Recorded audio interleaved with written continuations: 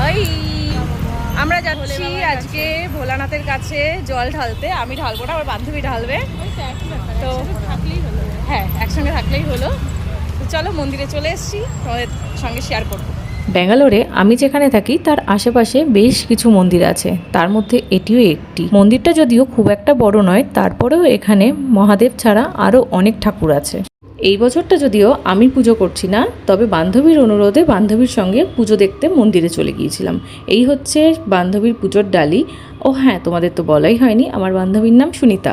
এখানে একজন পুজো করছিল, সেটাই তোমাদের একটু শেয়ার করলাম। আর তারপরে সুনিতা পুজো করে নিচ্ছে, দেখো মহাদেবকে ফুল দিয়ে সাজিয়ে তারপরে ও দুধ ঢেলে নিচ্ছে মহাদেবের মাথায়। আজকে কিন্তু মন্দিরটা অনেকটাই ফাঁকা, সেই কারণে আমাদেরও পুজোটা তাড়াতাড়ি হয়ে গিয়েছিল। অন্যান্য দিন তো মন্দিরের বাইরে লাইন পড়ে যায় ভক্তদের। অন্যান্য দিন তো বড় মন্দিরের ভেতরেই বড় মহাদেবের মাথায় সকলে জল ঢালে। জানি না, হয়তো সেদিন কোনো কারণ ছিল যার জন্য বড় মন্দিরে কোনো একটা পুজো হচ্ছিল মেবি, সেই জন্য মন্দিরের সামনে ছোট মহাদেবের মাথাতেই জল ঢালতে হয়েছিল সুনিতাকে। তবে মহাদেব বড় ছোট বলে তো কিছু হয় না, সবই ওই একজনই। আর এখান থেকে সুনিতা আমাকে টিপ পরিয়ে দিল, সুনিতা নিজেও পরে নিল। আর ওর পেছনে দেখতে পাচ্ছ, ওটা হচ্ছে দাদা ভাই, মানে সুনিতার হাজবেন্ড। আর তোমরা হয়তো ভিডিওর মাঝামাঝি দেখে থাকবে দুটো বাচ্চার কোনো একটা পুজো হচ্ছিল।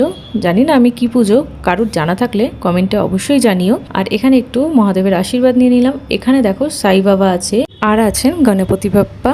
আর ওই যে দেখতে পাচ্ছ মহাদেবের মন্দিরে, ওখানে আছে মা দুর্গা। চলো, আজকের ভিডিওটা এটুকুই। সকলে কিন্তু কমেন্টে হর হর মহাদেব লিখতে ভুলো না।